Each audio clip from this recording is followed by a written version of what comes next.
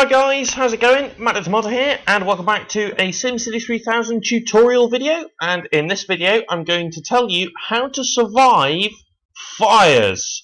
So, fires, real pain in the ass, really, to be honest. They destroy your buildings, and if you haven't got the right measures in place, and if you haven't got the right coverage, they're going to wreck your city like God knows what. So, today, we're just going to sort of load up a city that we've already built here.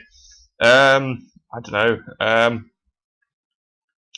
Let's just load up Greendale over here, which was requested by Danny Mason. So we're just going to talk about how to survive fires, like the prevention measures you can put in place, and if fires are really annoying you and things like that, there's things that you can do to help. So we'll see. I will just have a chat to you about what you can do to prevent these fires from wrecking your city. So here we go with Greendale over here. I will just set it running on like third speed and things like that. Right. So the first things first. Really and truthfully, in order to best manage fires, basically you just want to prevent them. That is the real best way to do that. Now there's several things you can do to ensure that you can prevent fires, and the best thing to do really is to just ensure that you have adequate fire coverage. So if we look at our fire stations over here, for instance, we've got some little patches here that aren't quite covered. Most notably this area down in the bottom corner here, so I'm just going to go and sort that out right now. I'm just going to grab, just going to use that map. So you want to have adequate fire protection across your city, and to do that, you just need to ensure that you spread your fire coverage out at a reasonable level. You want to make sure that your whole city is covered. Again, that's a bad place for it as well. Right, so around about this area here, I'm just going to destroy that park. Actually, that seems like the best idea. There we go. Right, so we have adequate fire protection now across our city, which is excellent. The second thing you want to do once you've got adequate fire protection, if anything it will help with adequate fire protection, is the fire funding over here in your expenditures. You want to ensure that that's at the max. Only do it when you've got enough money in the budget though, because if you just do it straight away, it'll burn through all your money and then, well, that's the end of your city really, you'll go bankrupt. So you want to have that, you want to have adequate fire funding. The third thing you want to do, I don't know if we've actually got it available at the moment. It'd be really lame if I don't. In fact, I don't actually have it available, which is really bad.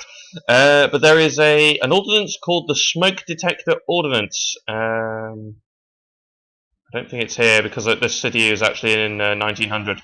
In your ordinances panel, if you start in the year 2000, and as an extra measure to help combat fires, there's an ordinance called the Smoke Detector Ordinance, and it basically lowers the flammability of all of your buildings.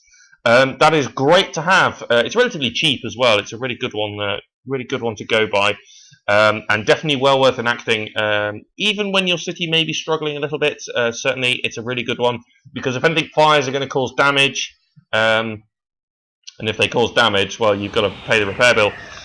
Another way of helping to combat fires as well is to use low-density industry. Higher density industry is more flammable than low-density industry, although if you do actually have a look, flammability is already high anyway in some of these industries over here. But another good way to sort that out is to attract clean industries, because clean industries pollute less, therefore they are much less flammable. I don't think power plants have a flammability rating, so that's fine.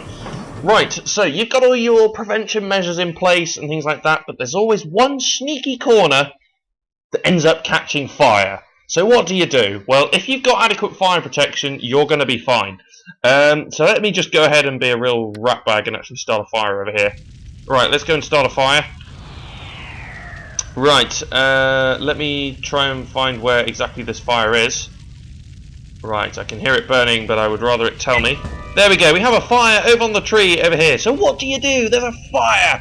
It's striking one of your buildings and you haven't got a clue what to do. You want to head over to your disasters panel over here. Okay, let's just start a fire down here. So you want to head over to your disasters panel, you want to go to the dispatch firefighters, and you want to send your firefighters over to that area as soon as possible. The more fire stations you have covering an area, the more firefighters you can dispatch to put out that fire. So you can send them over here, and there you go, hey presto. Your fire is clear, There's no damage. You have no funding, no money to shell out or anything like that. Let's just go ahead and start another one. Where are we? Okay, over by the motorway over here, and that's affecting a power line, so that could be potentially dangerous. So let's go ahead and send the fire crew over there. That dispatches your fire crew, and they head over there, and there you go. It's out. Simple as that, really. Pretty much, if you manage to deal with a fire early enough, chances are it's not going to cause any destruction at all. The problem really is when it starts spreading, because then you get multiple fires everywhere, you haven't got enough fire stations to cover it, and all of a sudden all hell breaks loose. But if you put in those little measures, it could definitely help you out, and knowing how to combat them as well using the relevant tools in the disasters menu is going to go a long way to helping you out. So hopefully that was interesting. Hopefully that's helped you to combat fires in your city. So that's it for now then. Thanks ever so much for watching. If you've got any requests for any tutorials you'd like me to cover, any aspects of the game you would like me to go into a bit of detail about, just drop them in the comment below, and feel free to subscribe for more tutorial videos. So that's it for now then. Thanks for watching. I'll see you next time for more SimCity 3000 tutorial videos with myself, Matt the Tomato. Hope that was helpful.